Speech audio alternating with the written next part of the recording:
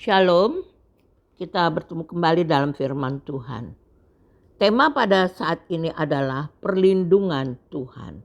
Kita berdoa. Terima kasih Tuhan karena hari ini kami dapat kembali lagi membahas firman Tuhan. Tuhan memberkati kami semua. Tuhan berikan urapan Roh Kudus untuk setiap kami yang mendengarkan. Juga kepada hamba-Mu, biar hamba-Mu mampu menyampaikan isi hati-Mu. Terima kasih Tuhan, berkati kami semua. Dalam nama Yesus, haleluya, amin. Saudaraku, tema hari ini adalah perlindungan Tuhan. Kita baca di dalam Mazmur 91 ayat 1 sampai 6, kemudian ayat 14 sampai 15. Orang yang duduk dalam lindungan yang maha tinggi dan bermalam dalam naungan yang maha kuasa akan berkata kepada Tuhan, tempat perlindunganku dan kubu pertahananku, Allahku yang kupercayai. Sungguh dialah yang akan melepaskan engkau dari jerat penangkap burung, dari penyakit sampar yang busuk. Dengan kepaknya ia akan menudungi engkau, di bawah sayapnya engkau akan berlindung. Kesetiaannya ialah perisai dan pagar tembok. Engkau tidak usah takut terhadap kedahsyatan malam, terhadap panah yang terbang di waktu siang, terhadap penyakit sampar yang berjalan di dalam gelap, terhadap penyakit menular yang mengamuk di waktu petang. Kita sambung ayat 14 dan 15. Sungguh hatinya melekat kepadaku, maka aku akan meluputkannya, aku akan membentenginya, sebab ia mengenal namaku. Bila ia berseru kepadaku, aku akan menjawab, aku akan menyertai dia dalam kesesakan. Aku akan meluputkannya dan memuliakannya. Saudaraku, Mazmur 91 ini ditulis oleh Musa. Ini adalah kelanjutan dari Mazmur 90. Dan saudaraku, Allah tidak menjanjikan kita hidup di dunia ini bebas dari bahaya. Tetapi Allah menjanjikan pertolongan saat kita menghadapi bahaya. Mazmur ini ditulis Musa selama perjalanan di padang belantara dari Mesir ke tanah Kanaan. Di Mesir, Musa melihat banyak wabah dan tulah yang dihadapi oleh orang Mesir. Tetapi Israel dilindungi. Di padang gurun, Musa melihat bagaimana serangan binatang-binatang buas, bagaimana ada serangan singa, ular, kalajengking, kekeringan, tidak ada air, tetapi Tuhan melindungi dan Tuhan memelihara Israel. Dalam pasal ini, kata-kata yang digunakan adalah Tuhan melepaskan, Tuhan melindungi, Tuhan menudungi. Tidak usah takut bahaya. Tuhan meluputkan, Tuhan membentengi, Tuhan menyertai. Arti dari keseluruhan adalah Tuhan menyelamatkan. Saudaraku, berulang-ulang Tuhan aktif bertindak yang dialami oleh Israel. Dan Tuhan di sini oleh Musa dilukiskan sebagai induk burung Raja Wali yang melindungi anak-anaknya di bawah kepaknya, di bawah sayapnya. Jadi anak-anak berlindung di bawah sayap burung Raja Wali. Itulah ilustrasi daripada perlindungan Tuhan. Yang kedua, dipakai di sini bahwa Tuhan adalah perisai. Sehingga dalam serangan-serangan musuh, perisai ini menangkis semua serangan musuh. Kemudian Tuhan adalah pagar tembok. Pagar tembok ini adalah satu pagar yang memagari semua Israel. Itu adalah perlindungan Tuhan. Sebab juga dikatakan bahwa malaikat-malaikatnya diperintahkannya kepadamu untuk menjaga engkau di segala jalanmu. Mereka akan menatang engkau dengan tangannya, sehingga kakimu tidak terantuk kepada batu. Singa dan ular tedung akan kau langkahi. Engkau akan menginjak anak singa dan ular naga. Nah, saudaraku, ini berulang-ulang kali mereka alami dengan Tuhan. Saudaraku, ini perlindungan Tuhan diterima oleh orang yang sepenuhnya mengandalkan Tuhan. Perlindungan Tuhan mencakup juga pemeliharaan Tuhan, tindakan penyelamatan dari Tuhan, dan ini dialami oleh Israel. Nah, kalau kita lihat, ini juga akan kita alami apabila kita sungguh-sungguh kepada Tuhan. Kita lihat dulu Mazmur 91 ini ayat 1 dan 2. Ini ada 4 nama Allah yang dinyatakan di sini, yang mencakup perlindungan Allah, macam-macam perlindungan Allah. Itu dikatakan orang yang duduk dalam lindungan yang maha tinggi. Yang pertama adalah nama Allah adalah yang maha tinggi. Saudaraku, yang maha tinggi artinya dalam bahasa Ibrani El Elyon. Saudaraku, yaitu bahwa ia lebih besar daripada ancaman apa saja yang kita hadapi. Dia lebih besar dari tantangan yang kita hadapi. Dia lebih besar dari masalah yang kita hadapi. El Elyon. Dan saudaraku, itu dikatakan oleh Melkisedek. Kalau saudara baca tentang Melkisedek, Melkisedek adalah imam dan dia melayani Allah yang maha tinggi. Waktu dia memberkati Abraham, dia katakan bahwa biarlah Allah yang maha tinggi memberkati engkau. Saudaraku, kalau kita lihat, Allah lebih besar dari apapun. Allah lebih besar dari masalah yang kita hadapi. Dalam 1 Yohanes 4 ayat 4 itu berkata, dia yang ada di dalam kita lebih besar daripada dia yang ada di dalam dunia ini. Sebab itu kita tidak khawatir kalau kita sungguh-sungguh kepada dia. Kita memiliki dia, Allah yang maha tinggi. El Elyon, El Elyona Adonai. Dan saudaraku, yang kedua adalah dan bermalam dalam naungan yang maha kuasa. Yang kedua, nama Allah adalah yang maha kuasa. Atau dalam bahasa Ibraninya El Shaddai. Saudaraku, artinya kuasanya besar untuk menghadapi dan membimbing dan membinasakan setiap musuhnya. Kuasanya lebih besar untuk menghadapi dan menghancurkan musuhnya. Saudaraku, dalam Keluaran 6 ayat 2 itu dia nyatakan dirinya kepada Musa. Dan El Shaddai itu Allah katakan kepada Abraham bahwa akulah El Shaddai. Saudaraku, Keluaran 6 ayat 2. Keluaran 6 ayat 2. Ini tentang nama Allah. Akulah Tuhan yang telah menampakkan diri kepada Abraham, Ishak dan Yakub sebagai Allah yang maha kuasa. Tetapi dengan namaku Tuhan, aku belum menyatakan diri. Aku ini Tuhan, itu dinyatakan kepada Musa. Aku ini Tuhan, Allah Abraham, Ishak dan Yakub sebagai Allah yang maha kuasa. Sebagai El Shaddai. Saudaraku, kuasanya besar. Dan itu ada di dalam kita. Karena dia akan membimbing kita. Dia akan melindungi kita. Sebab kuasanya yang besar.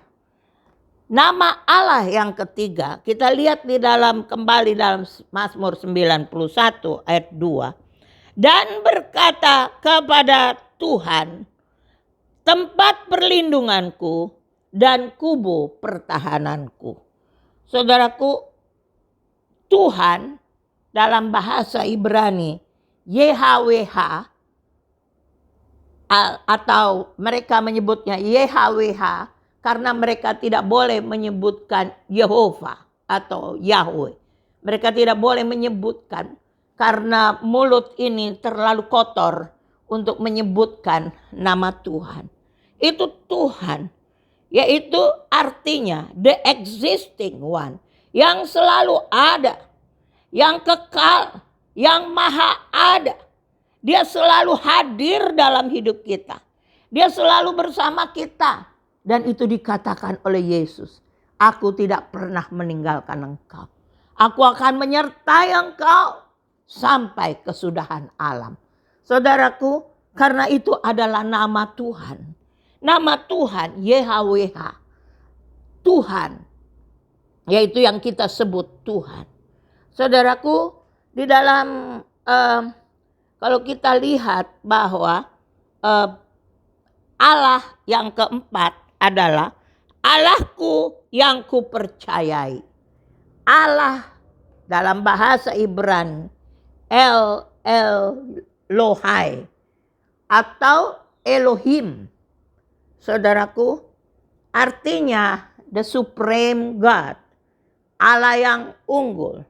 Allah yang tidak bisa kalah. Allah yang dahsyat. Dia tidak bisa kalah. Saudaraku, ini adalah 4 nama Allah ditulis oleh Musa. Mengapa? Karena Musa mengalaminya. Dia mengalami mulai dari Mesir. Dia melihat sampai melewati padang gurun. Dia melihat 4 nama Allah ini. Dan saudara tahu waktu Daud dia menyanyikan Mazmur tentang gembala. Dia katakan, ia menuntun aku di jalan yang benar oleh karena namanya. Saudaraku, nama Tuhan dahsyat. Oleh karena namanya. Namanya berarti perlindungan, berarti kuasanya, berarti dia selalu ada, dia selalu bersama kita. Oleh karena namanya, dia menuntun aku ke jalan yang benar. Nah, saudaraku, kita lihat lagi yaitu bahwa Allah yang dahsyat itu, dia mau bergaul dengan kita. Dia mau supaya kita bergaul akrab dengan dia, bergaul intim dengan dia. Saudaraku, lalu kita lihat lagi kembali ayat 1 dan 2. Dikatakan orang yang duduk dalam lindungan yang maha tinggi. Saudaraku, orang yang duduk dalam lindungan El Elyon itu berarti duduk di dalam lindungan. Itu adalah tempat tinggal permanen. Saudaraku, berarti saudara selalu berada di dalam hadiratnya. Lalu yang kedua dikatakan bermalam dalam naungan yang maha kuasa. Saudaraku, bermalam dalam naungan El Shaddai. Berarti bahwa berlindung waktu tekanan kita hadapi. Berlindung waktu stres kita hadapi. Berlindung waktu masalah datang. Berlindung waktu persoalan menghantam kita. Kita lari kepada dia. Kita berlindung kepada dia. Saudaraku, itu artinya bermalam dalam naungan El Shaddai. Lalu yang ketiga dikatakan di sini bahwa akan berkata kepada Tuhan, tempat perlindunganku dan kubu pertahananku. Itu bahwa akan berkata kepada YHWH bahwa engkaulah tempat perlindunganku. Engkau selalu ada untuk aku. Sebab itu aku berlindung kepadamu. Aku akan cari engkau untuk berlindung kepadamu. Engkau selalu ada. Engkau selalu menyertai aku. Yaitu YHWH, tempat perlindunganku. Lalu yang terakhir, Allahku yang kupercayai. Yaitu Elohim, the Supreme God. Allah unggul, aku percaya padamu. Allah yang Elohim, itu aku percaya kepadanya. Saudaraku, itu arti dari pasal 1, ayat 1 dan 2. Kemudian kita lihat di dalam pasal 91 ini. Macam-macam serangan iblis, saudaraku. Yaitu jerat burung pemangsa. Yaitu, saudaraku, jerat burung pemangsa adalah jebakan-jebakan dari musuh. Untuk menjerat kita supaya kita jauh dari Tuhan. Jerat-jerat musuh supaya kita mundur dari Tuhan. Supaya kita tidak bergairah kepada Tuhan. Itu jerat burung pemangsa, saudaraku. Jebakan-jebakannya. Jebakannya bisa berupa materi, bisa. Tiba-tiba kita itu kejar materi. Bisa juga jebakannya adalah karena pergaulan. Pergaulan yang salah. Saudaraku, bisa-bisa jebakannya adalah tiba-tiba kita tertarik kepada game. Tiba-tiba kita tertarik kepada hal-hal yang membuat kita jauh dari Tuhan. Saudaraku, itu jebakan-jebakan dari iblis. Dan yang kedua dikatakan kedahsyatan malam. Saudaraku, ini teror dari dunia ini. Dunia yang gelap. Saudara tahu iblis akan selalu mau teror kita. Iblis selalu mau serang melalui peristiwa-peristiwa. Melalui apa saja dia mau menjerat kita.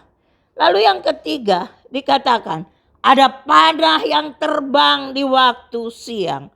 Saudaraku, berarti bahwa kita waktu siang terang. Kelihatannya semua oke. Padahal tidak tahu ada panah yang menusuk kita.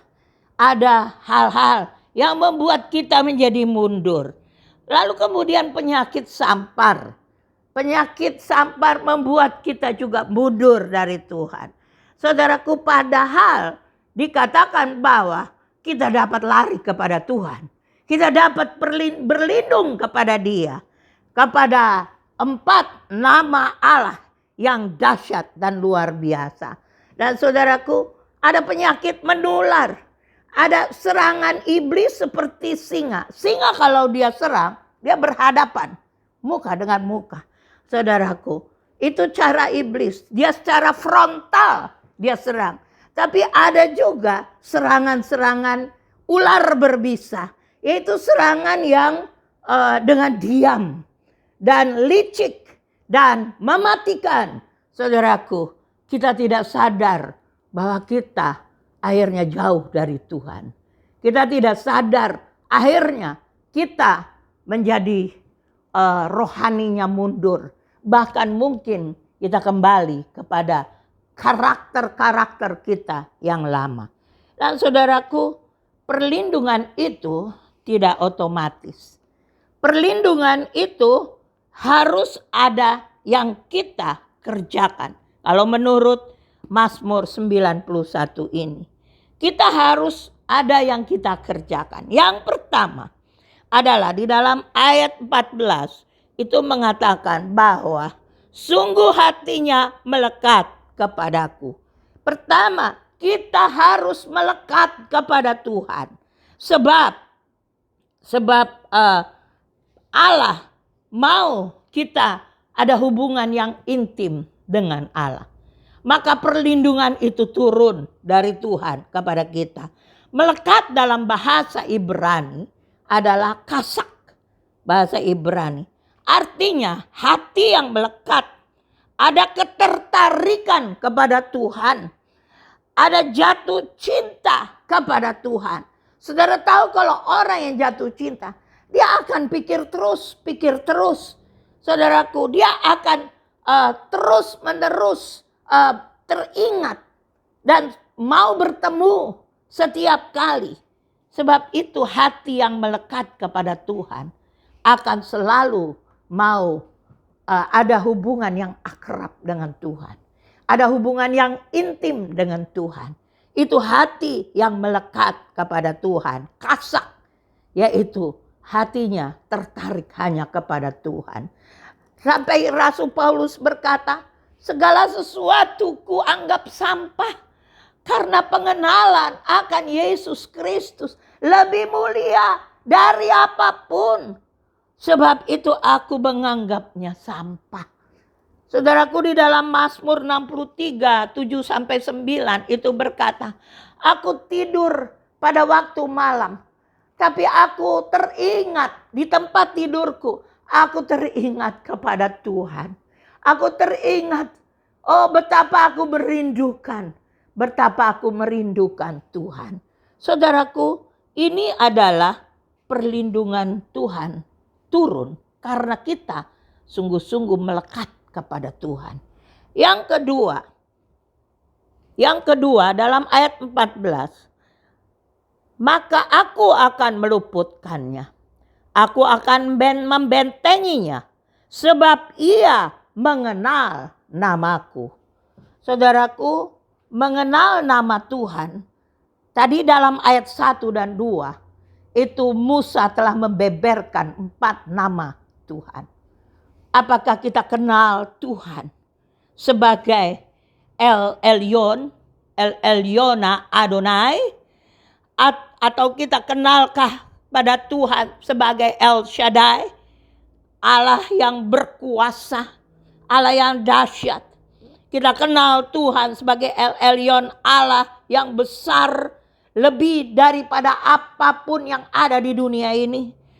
Kita kenal Tuhan sebagai YHWH, Allah yang selalu ada dan ada mendekat dengan kita, menyertai kita terus, dia selalu ada. Atau kenalkah kita kepada Elohim, kepada Supreme God, Allah yang unggul, Allah yang tidak bisa kalah. Saudaraku, dikatakan oleh firman Tuhan bahwa karena dia mengenal namaku. Saudaraku, Daud mengenal nama Tuhan. Itu sebabnya dia sungguh-sungguh percaya kepada Tuhan. Dan dikatakan dalam mengenal ini dalam bahasa Ibrani adalah yadah. Bahasa Ibrani. Yang artinya mengenal secara intim. Mengenal secara intim nama Tuhan. Saudaraku, berarti kita harus tenggelam kepada Tuhan. Bagaimana kita tahu nama Tuhan kalau kita tidak membaca firman Tuhan? Sebab itu renungkanlah firman Tuhan siang dan malam. Maka kita akan mengenal dia dari firman. Dan kita akan mengalami keempat nama Tuhan yang dahsyat. Nah saudaraku, lalu kemudian di dalam, kita lihat di dalam yang ketiga adalah bahwa dikatakan oleh dalam ayat 2, Allahku yang kupercaya. Berarti perlindungan Tuhan turun apabila kita percaya kepada Tuhan. Percaya dalam bahasa Ibrani adalah pistis, bahasa Yunani pisteo, yang artinya berharap, sangat berharap mengandalkan Tuhan di dalam hidupnya. Saudaraku, kita baca satu Amsal pasal 3 ayat 5-6. Amsal 3 ayat 5-6. Percayalah kepada Tuhan dengan segenap hatimu. Dan janganlah bersandar kepada pengertianmu sendiri. Akuilah dia dalam segala lakumu. Maka ia akan meluruskan jalanmu. Janganlah engkau menganggap dirimu sendiri bijak. Takutlah akan Tuhan dan jauhilah kejahatan. Saudaraku, bahwa kita harus percaya. Apa artinya percaya di sini? Jangan bersandar kepada pengertian sendiri. Jangan bersandar kepada otak sendiri. Saudaraku, kepinteran sendiri. Tetapi di dalam segala hidup kita ini, dalam laku kita, kita harus akui dia. Maksudnya libatkan dia di dalam seluruh kehidupan kita. Kemudian jangan menganggap dirimu bijak. Tapi takutlah Tuhan, jauhi kejahatan. Itu artinya percaya kepada Tuhan. Nah, saudaraku, yang keempat, perlindungan Tuhan turun kalau kita kembali ke pasal 91 ini.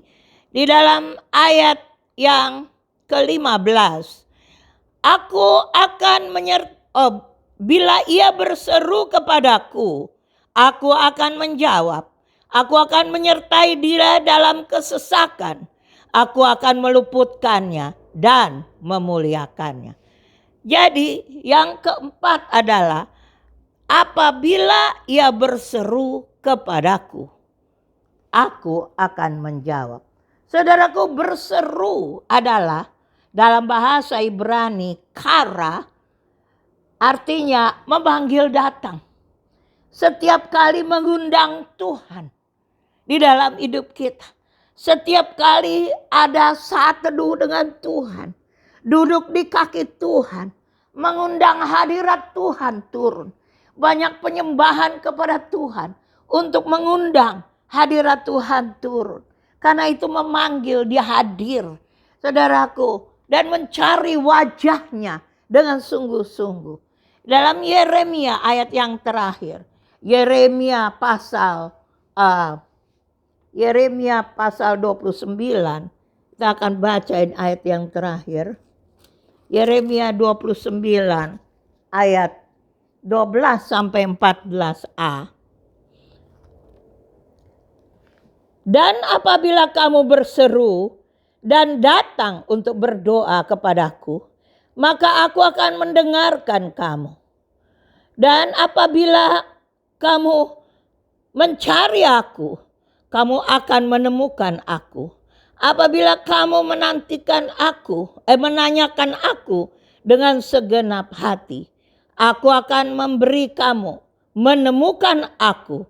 Demikianlah firman Tuhan.